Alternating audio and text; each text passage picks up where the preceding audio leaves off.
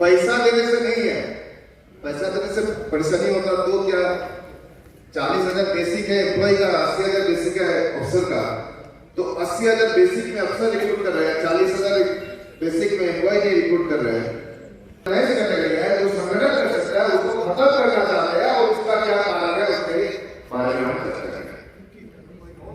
और उसी के साथ आप समझ रहे हैं और महत्वपूर्ण बात हम बोल रहे हैं, एनटीपीसी में 4,500 परमानेंट एम्प्लॉय है, 13,500 अफसर है, 1,25,000 ठेका संविदा कर्मचारी। रेशियो समझ रहे हैं? स्टेट गवर्नमेंट में अभी तक आपको समझ में नहीं आ रहा है, ये प्रोसेस चल रहा है, अभी तो 50-50 हो गया, 50-50 हुआ है ना। लगभग 25 संविदा कर्मचारी क्यों किए? दो इसका संविदा कर्मचारी का वेतन क्या है? 15,000 में के सरकार को उससे जो है फायदा होता है। दूसरा जो बात हमें समझना चाहिए, यहाँ पे कच्चे कर्मचारी हैं बहुत, ठीक है। दूसरा जो हमें समझना चाहिए कि आपका जो कोर सर्विस प्रोडक्शन रिलेटेड जो जॉब है, बिजली के जनरेशन से लेके लाइन में चलना, पक्का कर्मचारी करते हैं? नहीं करते हैं आज के दिन में, कच्चे कर्मचारी करते हैं।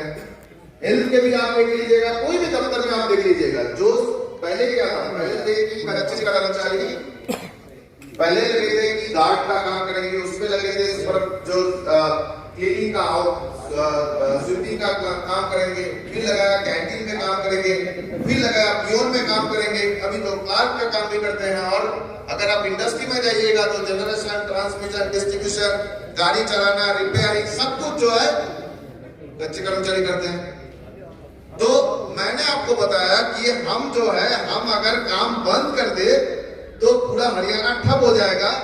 आज के दिन में परमानेंट एम्प्लॉय काम बंद कर दे तो पूरा हरियाणा ठप नहीं होगा, नहीं होगा। कच्चे कर्मचारी को देके वो जो है काम चला लेते हैं। इसका मतलब है पक्का कर्मचारी का जो लड़ने का ताकत था, वो लड़ने का ताकत कम हो गया, और उसका अगर लड़ने का ताकत कम हो गया तो उसका भी वेतन में उसका असर होगा, उसका भी बाकी सामान में उसका असर होगा, तो उसका भी वेतन का दर जो है वो नीचे आएगा। तो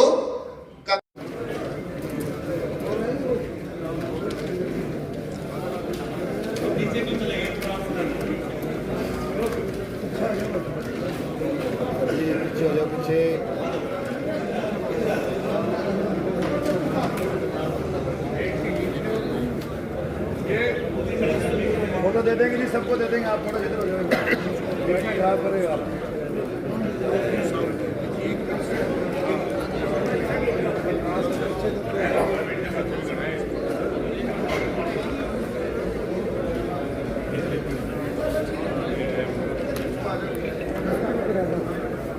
साथियों, ये जो किताब है साथियों, इस किताब का नाम है संघर्ष गाथा हरियाणा कर्मचारी आंदोलन। इसके ऊपर लिखी हुई किताब है, सभी साथी आप फोटो कर लेंगे, फोटो करवा लेंगे। सर्व कर्मचारी संघ हरियाणा जिंदाबाद, निगम सरकारें मुर्दाबाद, इनकलाब जिंदाबाद, जनता का भाईचारा जिंदाबाद, लड़ते साथी जिंदाबाद, हमारे खिलाफ जिंदाबाद, लड़ेंगे जीतेंगे, लड़ेंगे जीतेंगे, राजौर जुल्म की टक्कर में, राजौर जुल्म की टक्कर में, इनकलाब जिंदाबाद, धन्यवाद साथी। नेतागण, पूरे प्रदेश से आए हुए डेलीगेट साथियों, अलग अलग संगठनों के जिम्मेवार व्यक्तियों, मेरी माता और बहनें, देख 2 मिनट में ना तो तुम्हें बात कही जाती, यह है रस्म पूरी करने की बात। इस करके मैं रस्में पूरी करूंगा, भाषण नहीं दे सकता, क्योंकि भाषण देवांगे तो घने नेता बैठे हैं, फिर तारी रोटियां ने लेट हो गए, गाड़ा हमने बको के बोले इनसे पेंडा छूटता ही नहीं। सबसे पहले तो मैं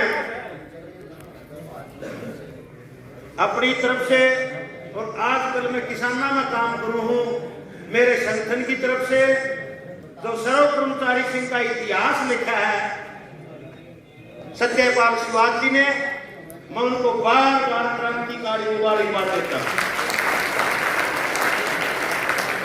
वो लिख दिया, एक काम तो यूज है कि इतिहास पढ़ दियो किताब में, किताब में भी सारी बात छपेगी की। 2-3 बात जो सर्व कर्मचारी संघ के मूल सिद्धांत हैं उनकी तरफ जरूर इशारा करना चाहता हूं। एक बात तो यह कि सर्व कर्मचारी संघ का इतिहास कुर्बानियों के ऊपर आधारित है। तो सारे साथी मन में यूं बनाओ कि वे कुर्बानी देने का मायका होना चाहिए।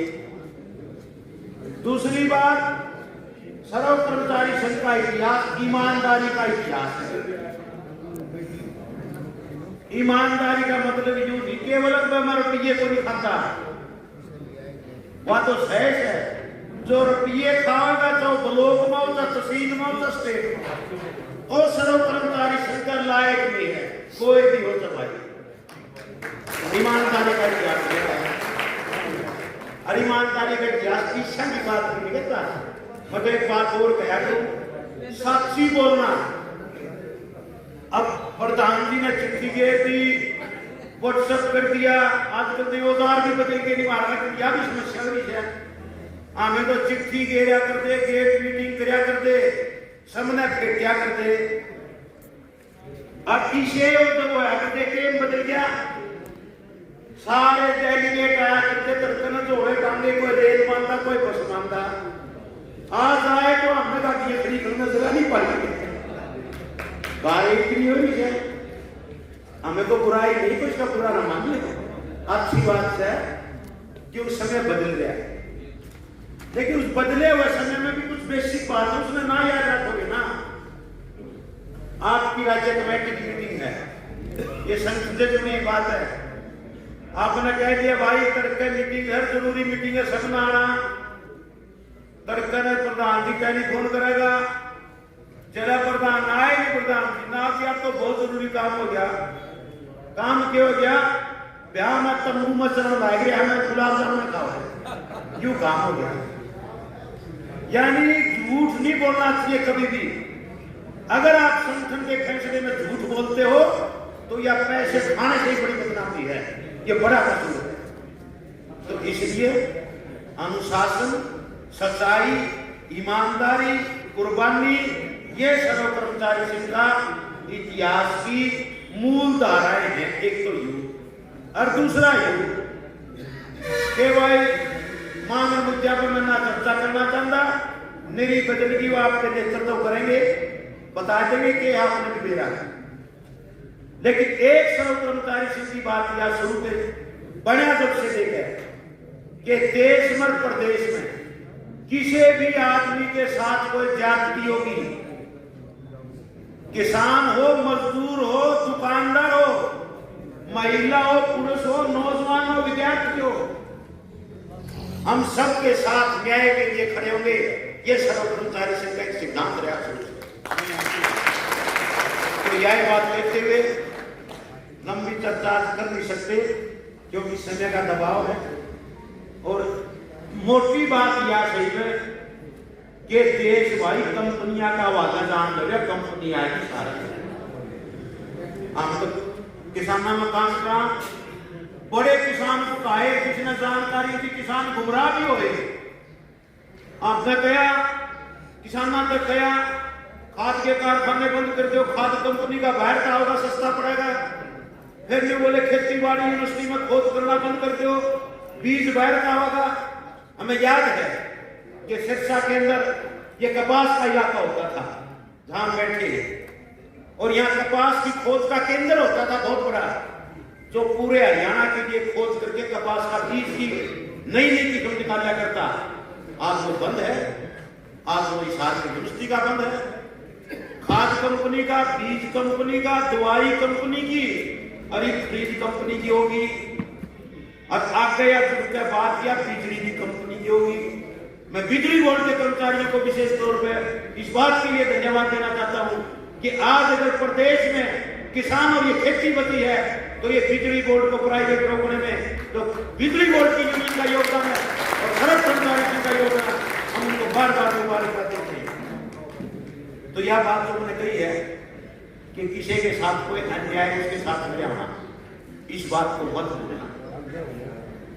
और फिर खतरा बहुत बड़ा है भाई, ये जो जहर फैल गया है, इस जहर के खिलाफ अगर आप अपना विचार नहीं बनाओगे, कौन सा जहर है?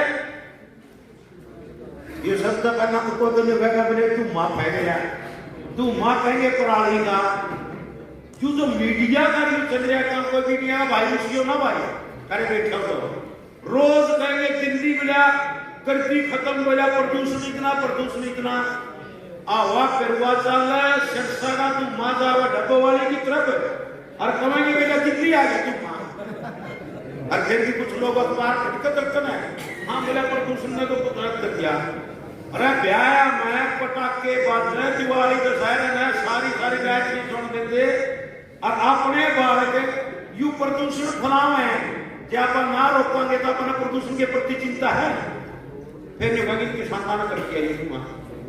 तो इसलिए यू जो धुआं प्रदूषण तो न्यारी चीज है, एक सबसे बड़ा जो धुआं फैलने लग गया देश में, जो उस धुआं ने ना पहचानोगे नहीं, ना तो हमें मांग उठा सकते, ना मुद्दा की पहचान कर सकते, ना लड़ सकते, और यू गुप्ता जी कहता ना वर्ग पहचान सकते और ना फिर आंदोलन जीत सकते। वो कौन सा जहर से भाई? धर्म का जहर का। यो धर्म और जात का जो जहर है ना, इतना खतरनाक है कि ना पहचानोगे ना तो आप कितने तो प्रस्ताव पास कर लियो और किसी ने पदाधिकारी बना लियो, ना मांग और मुद्दे पहचान पाओगे, ना लड़ पाओगे, ना जीत पाओगे। इसलिए आजादी के ऊपर खास तौर पर हरियाणा में चाहिए है कि नई बीमारी धर्म का काम तो ऊपर छेड़े रखा था सरकार ने ऊपर लीना। हरियाणा में जो जात पात के नाम के ऊपर सर्व कर्मचारी संघ का ये इतिहास रहा है। हरियाणा के अंदर विपक्ष की पार्टी की भूमिकाओं को हम देख रहे हैं लगातार 40 साल तक, 1986 से लेकर आज तक विपक्ष की भूमिका मांग और मुद्दों के ऊपर, न्याय के ऊपर किसी ने निभाई है तो वो सर्व कर्मचारी संघ हरियाणा है। इसलिए मैं आपको नहीं कहना चाहता हूँ कि जाति पाति का जहर कोई भी संगठन, कोई भी व्यक्ति, कोई भी यूट्यूबर किसी भी जगह को फैलाता है, इसका अगर मुकाबला कर सकते हैं। बहुत लोग यहाँ देखता है जो उसका फायदा उठाना चाहते हैं, जो जाति पाति का जहर फैला के अपनी रोटियां सेकना चाहते हैं, उसका मुकाबला करने के लिए हरियाणा की जनता को प्रेरित कर सकते हैं। वो एक ही संगठन है, वो है सर्व कर्मचारी संघ हरियाणा। ये आपकी जिम्मेवारी है कि आपको सलाह देते हुए कि आप इस जिम्मेवारी को निभाएंगे और निभा करके आपके जो मांग और मुद्दे हैं, वो पेंशन का हो, किसी चीज का हो, हम अपनी तरफ से उनका समर्थन करते हैं और इस बात का भरोसा देते हैं कि न्याय की लड़ाई, अपनी मांग और मुद्दों की लड़ाई जो भी आप आने वाले समय में तय करेंगे, हम किसानों के संगठन संयुक्त मोर्चा किसानों का हरियाणा का, वो आपके साथ कंधे से कंधा मिला के रहेगा। इन शब्दों के साथ 1-2 मिनट फालतू लागी अच्छा खड़े भाई प्रधान और इनते माफी और कोई मेरे का गलत बात निकलेगी हो आप तो माफी। बाकी फिर बतावांगे अपन रोज मोड़ मोड़ पे फिर देगा, फिर तो नारे जरूर लाओ, नारे में मेरा पड़ेगा कि आपका तापमान कितना है, क्योंकि संघर्ष का आंदोलन का तापमान करना भी किसी की बात है, नारे चेहरे से काम कर सकता है। सर्व कर्मचारी संघ हरियाणा जिंदाबाद जिंदाबाद जिंदाबाद, सर्व कर्मचारी संघ हरियाणा जिंदाबाद जिंदाबाद जिंदाबाद। हर चार कदम की टक्कर में संघर्ष समाना है, हर चार कदम की टक्कर में संघर्ष समाना है, 4 कदम पर नहीं लड़ेंगे, नहीं लड़ेंगे, नहीं लड़ेंगे। इंकलाब जिंदाबाद जिंदाबाद जिंदाबाद। मध्य मंत्र व्याख्यान में साथी सामने बैठे मेरे अजीज साथियों, बहनों बेटियों, माता जी क्या कहूँ, मैं 90 घंटे कहूँ, मेरी उम्र से बड़ा शायद आप इस समय थोड़ी नहीं होगा, भाषण तो जिंदगी में बना ही दिया हमें बोल तो नहीं।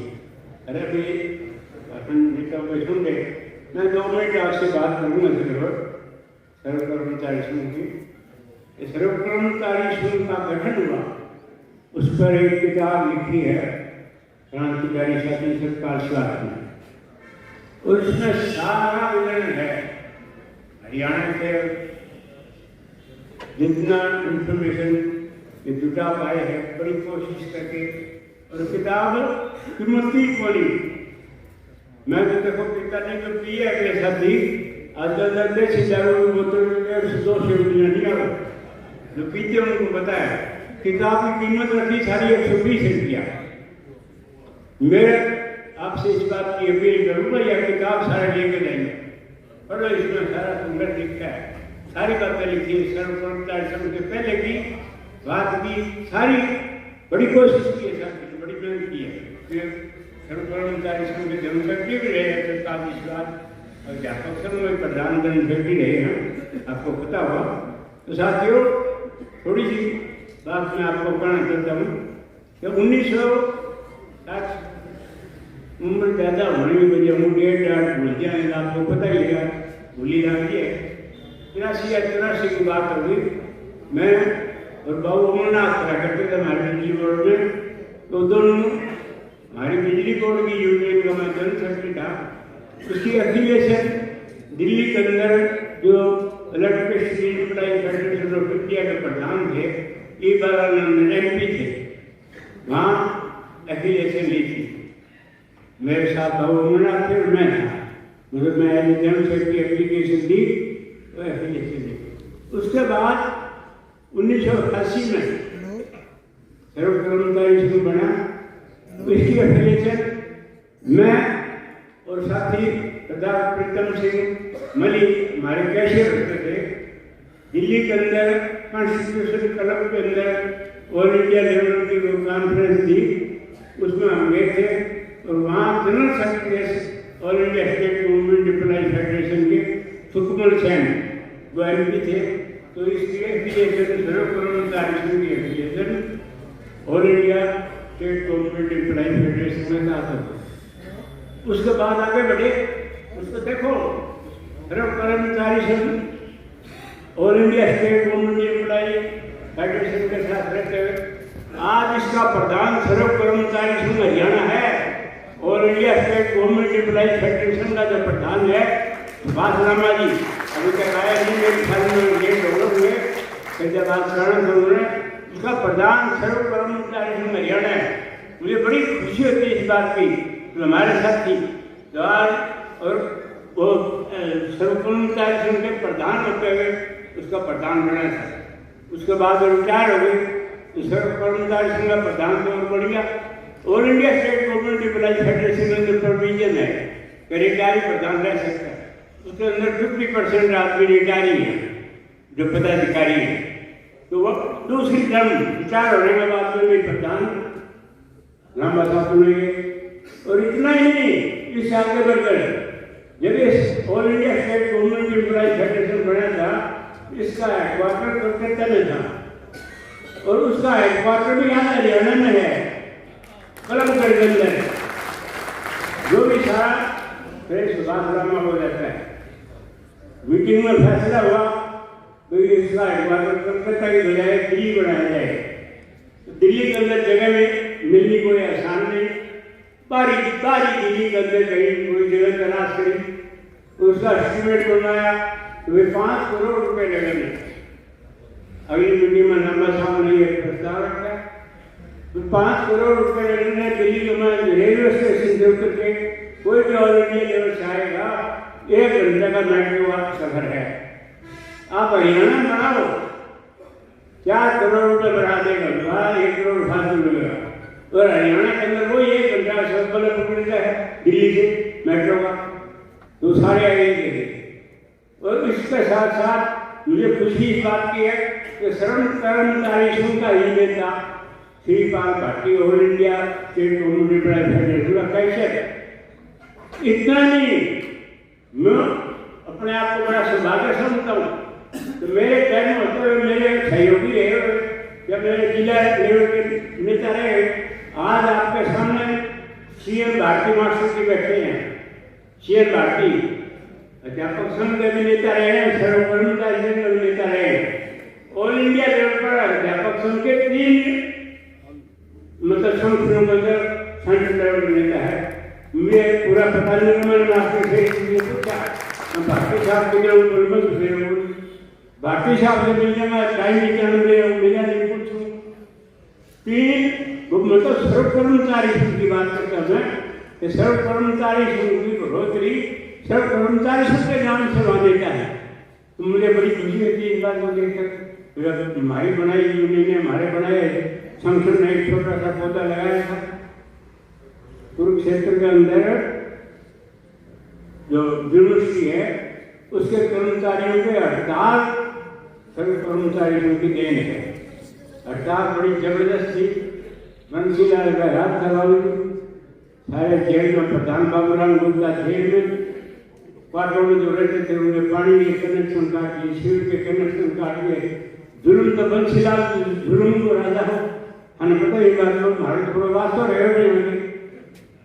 तो वहाँ मुझे पूरा ध्यान नहीं है। डेट का सन शायद 1986 की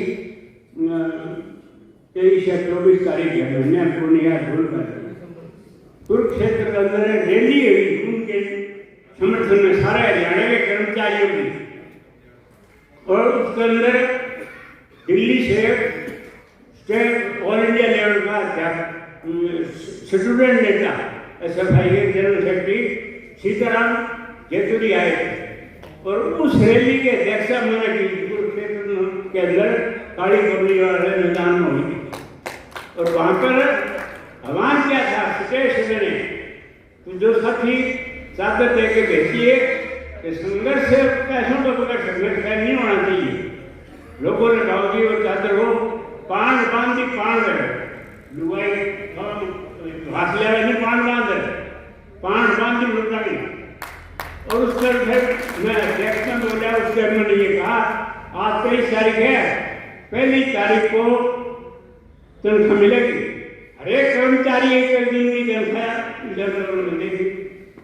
बाबू सरकार की 27 तारीख को 23 की बात है, शायद 27 को फैसले के लिए जिलाना बना उनको जेल से लिया करती है, सारे सस्पेंड थे वो बाहर करती है। और उन्हें कहती है हम तो यही चाहिए, उनकी बड़ी जबरदस्ती गई। उसके बाद हरियाणा के कर्मचारी नेताओं ने हमने सोचा, विद्युत के नेताओं ने, क्योंकि सरकार एक यूनियन संघर्ष करती है उसको पूछती है क्यों नहीं कोई सामूहिक संगठन बना दिया जाए। उसके बाद दिसंबर में नवंबर में मुझे एक जात को ध्यान बताया, उन्होंने घर भूल पाई 86 के अंदर करनाल के अंदर मीटिंग हुई, उसके अंदर सर्व कर्मचारी संघ हरियाणा का गठन हुआ। किताब में सारा कुछ है। वैसे उस गठन में फूलसिंह चौपन कन्वीनर और मैं सह कन्वीनर, मतलब उसके अंदर 2 आदमी बनाती। और हमने आंदोलन शुरू कर दिया। सबसे पहले रैली की भिवानी के अंदर, बावरी 87 के अंदर फरवरी के अंदर रैली हुई थी। रिकॉर्ड है जो भिवानी में देखने वाले थे लोग, भिवानी के लोग और कर्मचारी सारे। चौधरी देवीलाल जैसा कोई नेता नहीं हो इतना बड़ा, बंसीलाल भिवानी में रहते हुए कोई पॉलिटिकल नेता इतनी बड़ी रैली नहीं कर सकते। तो कर्मचारियों की भिवानी के अंदर रैली हुई, पहली रैली सर्व कर्मचारी बनने के बाद। उसके बाद और रैलियां करने के बाद फैसला कर लिया, फिर आंदोलन किया जाए। आंदोलन शुरू हो गया, आंदोलन आंदोलन से शुरू किया। तो मैं भूख हड़ताल पर बैठने चाहिए, 2 आदमी भूख हड़ताल पर बैठना फैसला है, कन्वीनर को कन्वीनर मैं भूख हड़ताल पर बैठे। भूख हड़ताल आपको मैं इसीलिए बता रहा हूँ, तकरीबन नए साथ ये डेली का क्या हमारा टेप में कोई है ही कोई, मेरे टेप का तो 1-2 आदमी मिले मैंने। यहाँ देखा हमारे यहाँ बेदी साहब थे, बिजली बोर्ड में नेता, आप मिले 30 साल के बाद। पुराना आदमी कोई है, मतलब सब नए हैं तकरीबन। इसलिए उस आंदोलन को 30 बार 1987 को भूख हड़ताल पर बैठे। 3 तारीख को फूलसिंह चौपन की अरेस्ट कर दी चंडीगढ़ में। वो दी और 4 तारीख से न बैठ गया। इसके बाद महात्मा गांधी द्वारा किया मगर कितना खर्चा है, ये खर्चा का 7% केंद्रीय सरकार आपको दे देगा, बाकी 40% ये राज्य का सरकार दे देगा। अभी तक कितना साल से 2004 21 साल से हमारा देश में महात्मा गांधी नरेगा अच्छा तरह चल रहा है, अच्छा तरह। गांव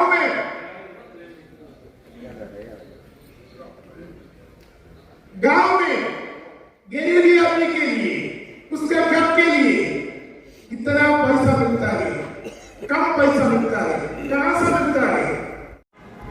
ये सम्मेलन का क्या उद्देश्य है? आज पूरे प्रदेश के जो कर्मचारी विभागों में काम करते हैं उनकी जो यूनियन बनी हुई है, उन यूनियनों का जो गठजोड़ है वो सर्व कर्मचारी संघ हरियाणा का 17वां राज्य प्रतिनिधित्व सम्मेलन त्रिवार्षिक के सिरसा में संपन्न होने जा रहा है। इस सम्मेलन का मुख्य उद्देश्य है प्रदेश और केंद्र की जो सरकार है कर्मचारी और जन विरोधी जो नीतियां लागू कर रही है और आए दिन कर्मचारियों पे, जनता पे जो हमले कर रही है, उन सवालों को लेकर के ये एक आंदोलन की रूपरेखा तैयार की जाएगी। और इसके अंदर जो 3 साल की कार्यकारिणी का जो काल था उसमें वित्त की रिपोर्ट, सचिव की रिपोर्ट और समीक्षा आंदोलनों की रखी जाएगी और नई कमेटी का गठन होते हुए आगामी आंदोलन के घोषणा की जाएगी। इन तमाम इश्यूओं को लेकर के ये आंदोलन जो है सिरसा में संपन्न हो रहा है। आपका नाम जी? मैं राजेश भाकर, सर्व कर्मचारी संघ हरियाणा, जिला सिरसा वाइस प्रेसिडेंट। सब देखता है सरकार कैसा है, ये इधर सरकारी नौकरी है, सरकारी नौकरी मिलने के आदमी के लिए मिनिमम 30,000 रुपया मिलता है, लेकिन हरियाणा में आपका सरकार ये पक्का कर्मचारी जरूरी नहीं है, इधर कच्चा कर्मचारी के लिए रिक्रूट करने के लिए आउटसोर्सिंग कॉर्पोरेशन बनाया है। अनदर इश्यू ये है privatisation. I am not going in detail, comrade Sudeep आपको बताया। ये सभी सेक्टर में ये प्राइवेटाइजेशन का काम चल रहा है।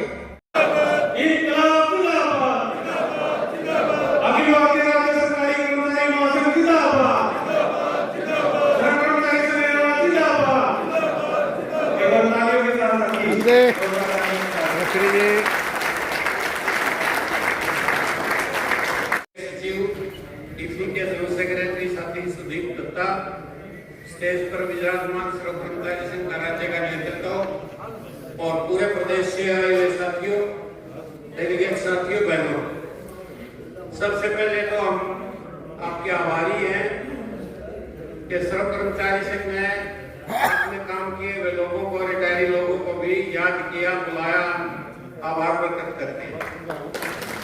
रिटायर कर्मचारी संघ हरियाणा नया ही संगठन है, 2012 में ही बना है और ऑल इंडिया लेवल पर भी हमारी दूसरी कॉन्फ्रेंस ही होने जा रही है।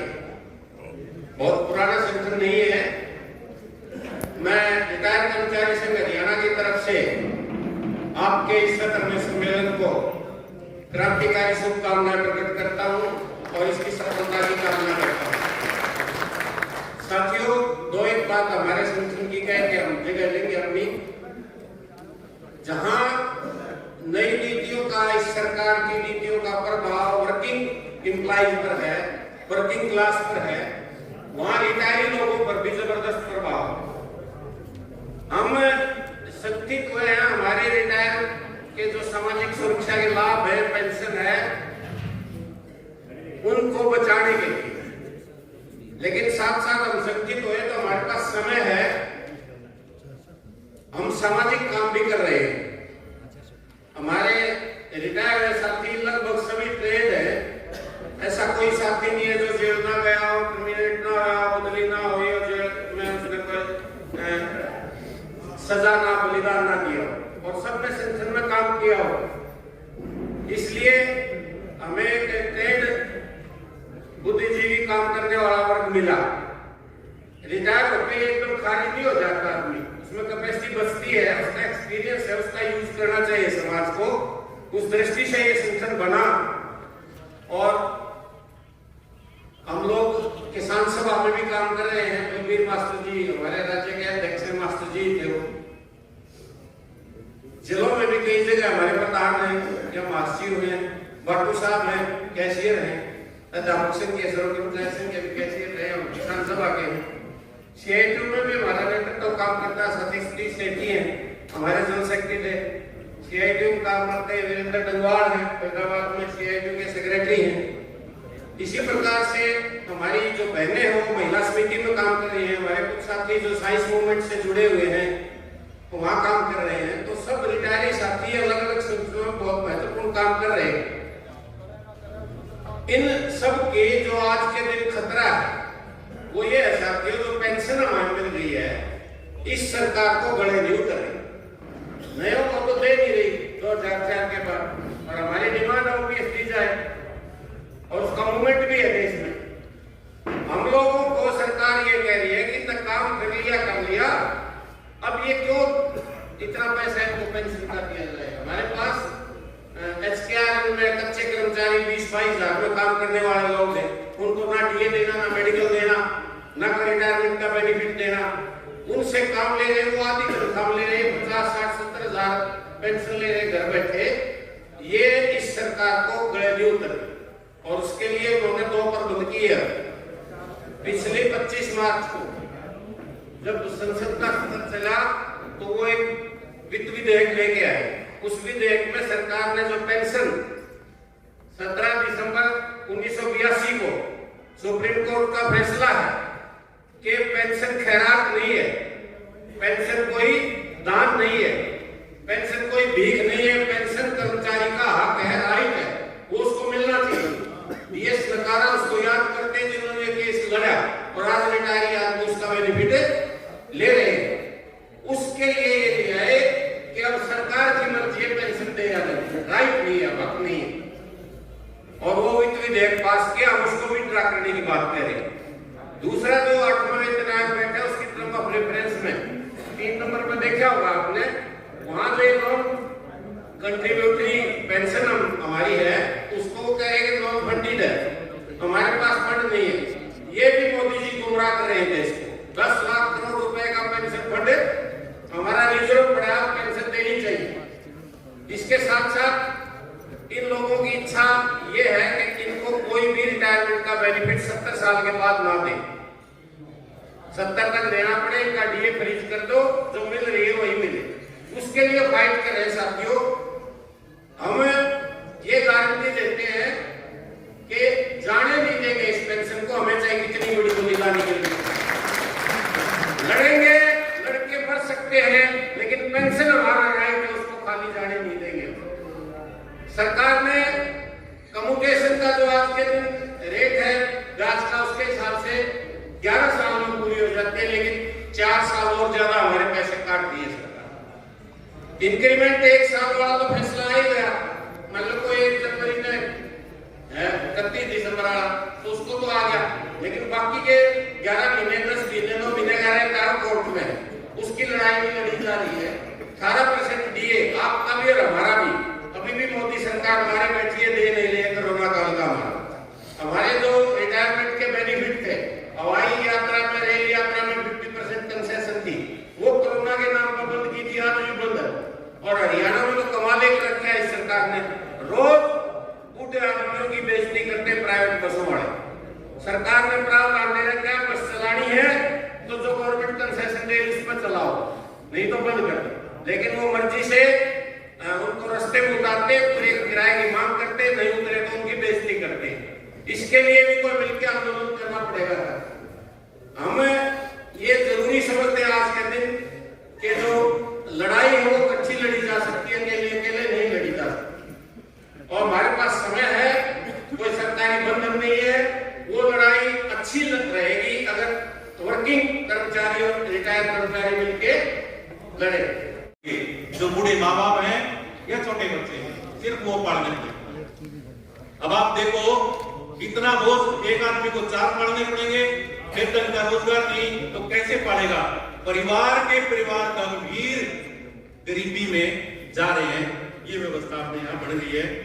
और बेरोजगारी के सामाजिक, आर्थिक और राजनीतिक तीनों पहलू होते हैं, सारी जगह असर करती है। समाज व्यवस्था पे भी, आर्थिक व्यवस्था पे और राजनीतिक व्यवस्था पे भी, तीनों पे असर डालती है। बेरोजगार युवा मोबाइल पर लगा रहता है, उसे नींद नहीं आती, मोबाइल पर गलत सूचनाएं मिलती हैं सारा दिन।